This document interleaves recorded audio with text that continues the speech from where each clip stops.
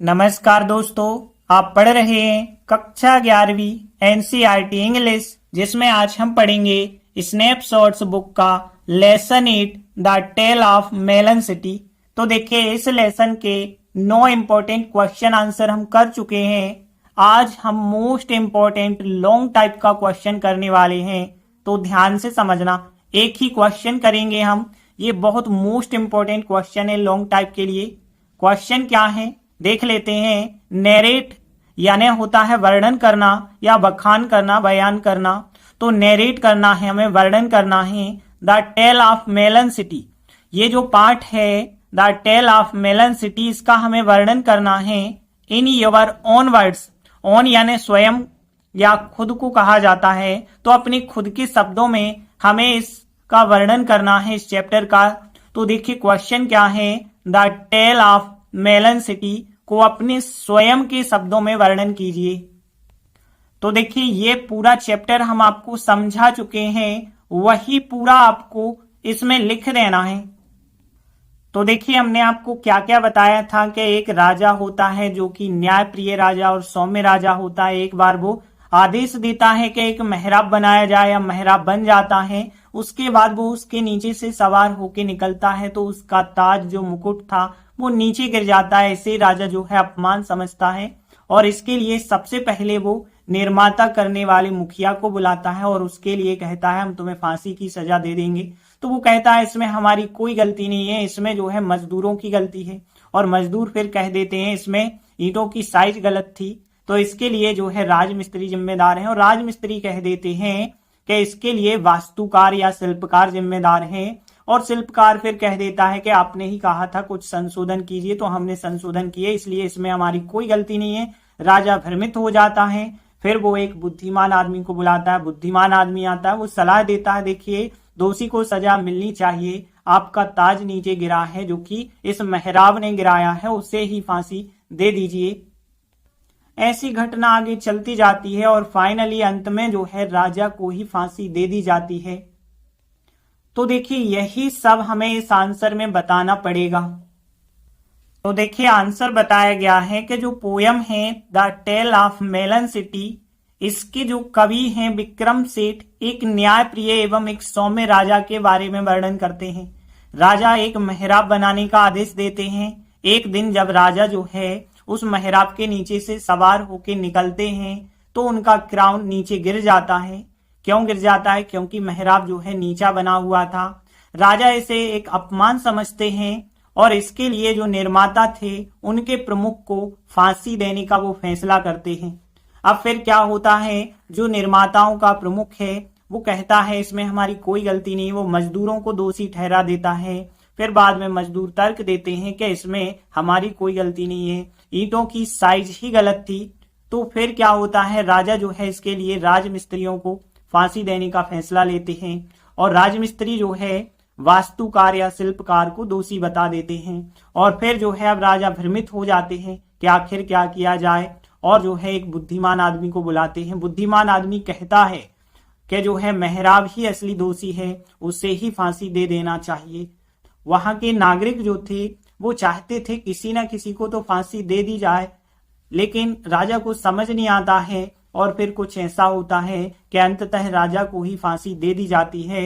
राजा की मृत्यु के बाद मंत्रियों ने राजा के रूप में एक तरबूज को ही बाद में मुकुट पहना दिया। तब से जो है वहां पे तरबूज ही राजा बन गया। तो देखिए, इस प्रकार से आंसर बताया गया, जो कि बहुत बड़ा आंसर है। इसमें और भी आप स्टोरी ऐड कर सकते हैं, लेकिन हमने इतनी ही की, इतनी बहुत पर्याप्त है। अब देखिए, हम इतनी लाइनों को जब ट्रांसलेशन से करेंगे ना तो बहुत आसान लगेगा। ऐसे यदि आप रट्टा मारोगे ना तो बिल्कुल भूल जाओगे। तो देखिए, हम एक एक लाइन को ट्रांसलेट करके बताने वाले हैं, तो ध्यान से समझना। पहले हम देख लेते हैं कौन कौन से मीनिंग कठिन है। तो देखिए, पहली लाइन से देखते हैं। पोयम को तो पोयम लिखेंगे और पोयम का जो नाम है the tale of melon city ये दिया गया है। इनका मतलब होता है मैं, और फिर इसके कवि हैं विक्रम सेठ, यही लिखेंगे इंग्लिश में। और फिर देखिए, न्यायप्रिय को जस्ट कहा गया है, यहाँ पे ध्यान रखना। तो जस्ट एंड प्लेसिड, प्लेसिड होता है सौम्य, ये वर्ड आप पढ़ चुके हैं तो ध्यान रखेंगे आप। पहला शब्द हो गया जस्ट एंड प्लेसिड, इसका मतलब क्या हो गया, न्याय प्रिय और सौम्य। तो जस्ट एंड प्लेसिड हो गया पहला शब्द।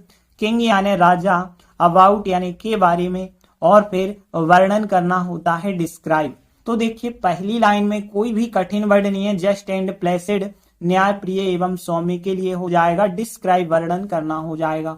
फिर आगे देखिए राजा यानी द किंग हो जाएगा, और फिर आर्क यानी मेहराब होता है तो एनार्क हो जाएगा, और बिल्ड यानी बनाना होता है तो टू बिल्ड हो जाएगा, ऑर्डर यानी आदेश दिया, और वन डे यानी एक दिन, वैन यानी जब, द किंग यानी राजा, और मेहराब को द आर्क लिखेंगे, और फिर अंडर यानी के नीचे, सवार हुआ। देखिए ये वर्ड आप पढ़ चुके हैं। राइड यानी सवारी करना होता है, और राइड का सेकेंड फॉर्म होता है रोड।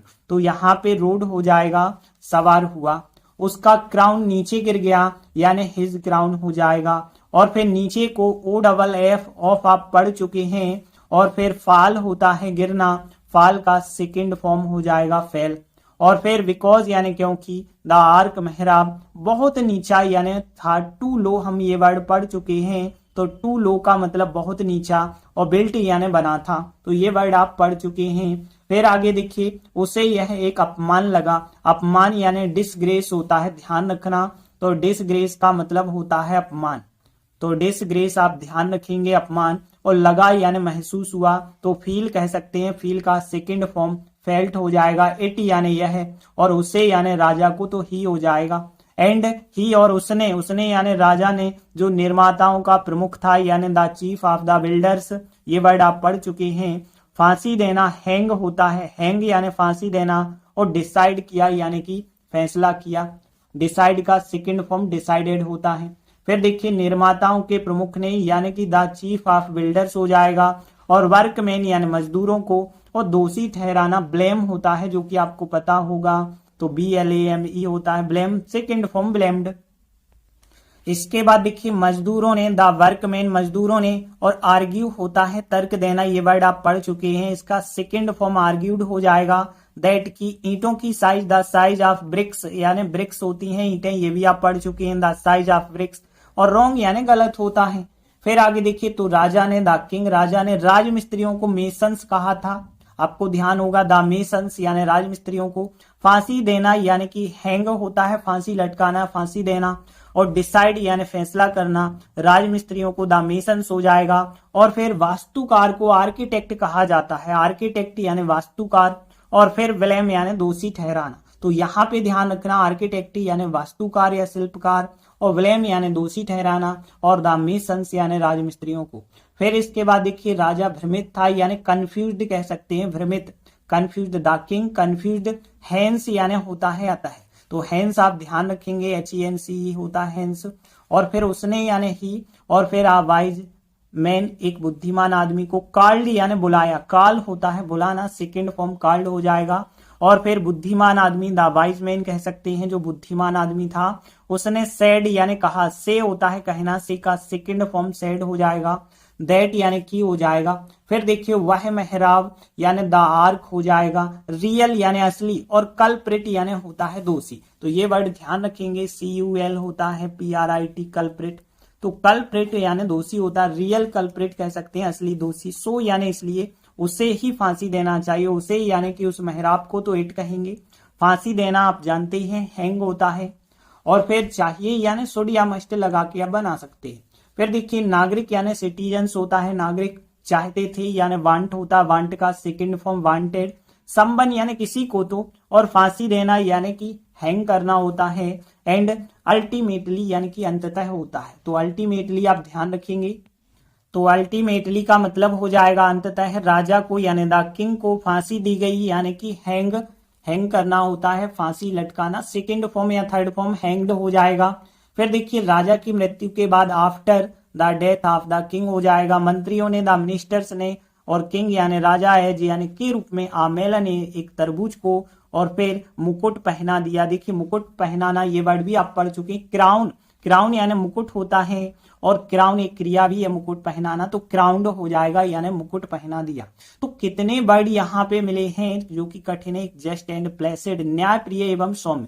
और राइड सवारी करना का सेकंड फॉर्म रोड, और फिर ऑफ यानी नीचे, फेल यानी गिर गया, टू लो ये बहुत नीचा, और डिसग्रेस अपमान होता है, ब्लेम्ड दोषी ठहराना, और फिर आर्ग्यूट करना यानी तर्क देना, हेंस अतः होता है, कल्प्रेट यानी दोषी होता है, अल्टीमेटली का मतलब होता है अंततः। तो देखिए देखने में आंसर बहुत बड़ा लग रहा है, लेकिन जब आप ट्रांसलेट करेंगे ना तो बहुत आसान लगने लगेगा।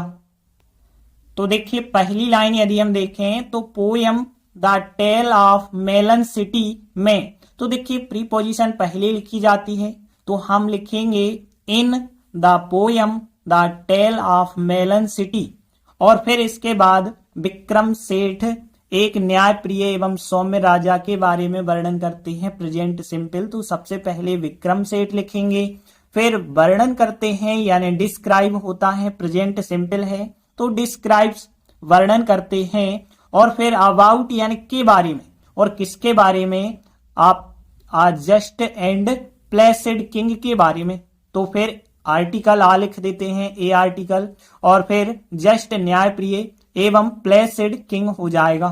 तो देखिए पहली लाइन बहुत सरल हो गई, in the poem the tale of melon city Vikram Seth describes वर्णन करते हैं अबाउट के बारे में, और फिर जस्ट एंड प्लेसिड किंग के बारे में। फिर देखिए क्या होता है, द किंग राजा ने ऑर्डर्ड आदेश दिया, पास्ट सिंपल है, सेकंड फॉर्म लिखेंगे, तो द किंग ऑर्डर्ड, और टू बिल्ड यानी बनाने का, टू बिल्ड यानी बनाने का दूसरी क्रिया आती है, टू लगा के लिखते हैं, तो टू बिल्ड बनाने का, एन आर्क यानी एक मेहराब बनाने का, तो the king ordered to build an arch. फिर देखिए वन डे एक दिन, वैन जब, द किंग यानी राजा, और रोड यानी सवार हुआ, राइड का सेकंड फॉर्म रोड यानी सवारी की उसने, और फिर अंडर द आर्क यानी कि उस मेहराब के नीचे, तो अंडर द आर्क हो जाएगा। वन डे एक दिन, वैन द किंग जब राजा ने, राइड का सेकंड फॉर्म रोड हो जाएगा, फिर लिखेंगे अंडर द आर्क यानी कि उस आर्क के नीचे यानी उस मेहराब के नीचे।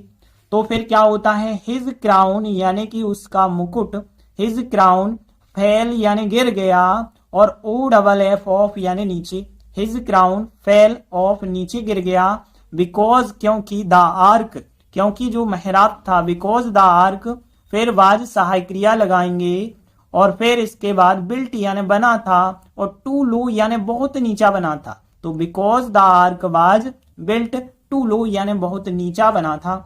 अब देखिए उससे यानी कि राजा को यह एक अपमान लगा, तो उसे यानी ही लिखेंगे, लगा या महसूस हुआ, फील होगा, फील का सेकंड फॉर्म फेल्ट, तो फिर ही फेल्ट उसे लगा, और फिर इट यानी यह लगा, आ डिसग्रेस एक अपमान लगा, तो ही उसे फेल्ट लगा, इट यह लगा, और आ डिसग्रेस एक अपमान लगा, एंड ही और उसने डिसाइडेड, फिर पास्ट सिंपल सेकंड फॉर्म, तो एंड ही डिसाइडेड और उसने फैसला किया कि टू हैंग, देखिए हैंग होता है फांसी देना या फांसी लटकाना, लेकिन दूसरी क्रिया है टू लगा के लिखेंगे, टू हैंग फांसी देने का। अब किसे फांसी दे रहे हैं, the chief of the builders यानी निर्माताओं के प्रमुख को, तो the chief of the builders, तो फिर he felt it a disgrace and he decided to hang the chief of builders हो जाएगा।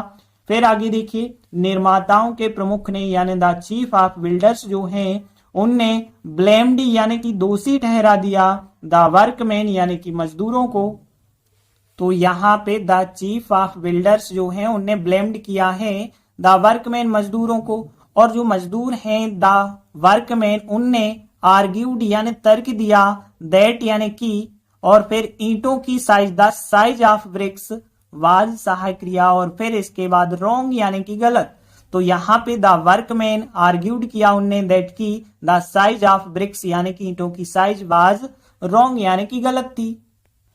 तो राजा ने राजमिस्त्रियों को फांसी देने का फैसला कर लिया, फिर द किंग यानी कि राजा ने, और डिसाइडेड यानी फैसला कर लिया, और टू हैंग यानी फांसी देने का द मेसन्स यानी कि राजमिस्त्रियों को, द किंग राजा ने डिसाइडेड यानी फैसला किया, टू हैंग यानी फांसी देने का द मेसन्स यानी राजमिस्त्रियों को, और जो द मेसन्स हैं राजमिस्त्री जो हैं द मेसन्स उनने ब्लेम्ड कर दिया द आर्किटेक्ट को, तो द मेसन्स राजमिस्त्रियों ने ब्लेम्ड यानी दोषी बता दिया है किसे, द आर्किटेक्ट को यानी वास्तुकार को। अब देखिए फिर क्या होता है, राजा भ्रमित हो जाता है। तो the king was confused, confused होता है भ्रमित, तो द किंग वाज कंफ्यूज्ड, राजा भ्रमित था। हैंस अतः, हैंस ही अतः उसने, और फिर कॉल्ड यानी कि बुलाया, और किसे बुलाया, आ वाइज मैन यानी एक बुद्धिमान आदमी को बुलाया। तो हैंस यानी अतः, ही यानी उसने, कॉल्ड यानी बुलाया, और फिर आ वाइज मैन एक बुद्धिमान आदमी को बुलाया। The king was confused, hence he called a wise man, एक बुद्धिमान आदमी को बुलाया। अब जो द वाइज मैन है, द वाइज मैन उसने सेड दैट कहा कि, the wise man said that बुद्धिमान आदमी ने कहा कि द आर्क यानी वह मेहराब, द आर्क वह मेहराब ही असली दोषी है। तो इज सहायक क्रिया लगाएंगे, तो यहाँ पे द आर्क यानी कि वह मेहराब और इज सहायक क्रिया, और फिर असली दोषी यानी कि द रियल कल्प्रिट। तो यहाँ द आर्क इज सहायक क्रिया, द रियल कल्प्रिट सो इसलिए, सो इसलिए, और फिर उसे ही फांसी देना चाहिए। अब उसे मतलब उस मेहराब को, तो इट लिखेंगे, तो इट, और फिर इसके बाद देखिए चाहिए वाला वाक्य है, और ये जरूरी बता रहा है कि ऐसा ही करना चाहिए। तो यहाँ पे आप मस्ट लगा सकते हैं, तो मस्ट लगाएंगे, और फिर आपको बी थर्ड फॉर्म लिखना पड़ेगा। तो बी हैंग्ड हो जाएगा, क्योंकि पेशे वाइस है, तो बी थर्ड फॉर्म लिखते हैं। तो देखिए the arc is the real culprit so it, और फिर मस्ट चाहिए, और फिर बी हैंग्ड यानी कि फांसी देना चाहिए। आगे देखिए नागरिक चाहते थे, द सिटीजन्स जो नागरिक थे वो वांटेड चाहते थे, समवन यानी किसी को, तो समवन यानी किसी को, तो और फिर टू बी हैंग्ड, देखिए दूसरी क्रिया आएगी ना तो टू लगाना है, तो टू बी हैंग्ड यानी कि फांसी दी जाए। द सिटीजन्स नागरिक वांटेड चाहते थे, समवन किसी को, तो टू बी हैंग्ड फांसी दी जाए। एंड अल्टीमेटली और अंततः, एंड अल्टीमेटली द किंग, और फिर वाज सहायक क्रिया लगा के हैंग्ड यानी कि फांसी दी गई, क्योंकि पास्ट सिंपल का पैसिव वॉइस है। तो and ultimately the king was hanged, राजा को फांसी दी गई।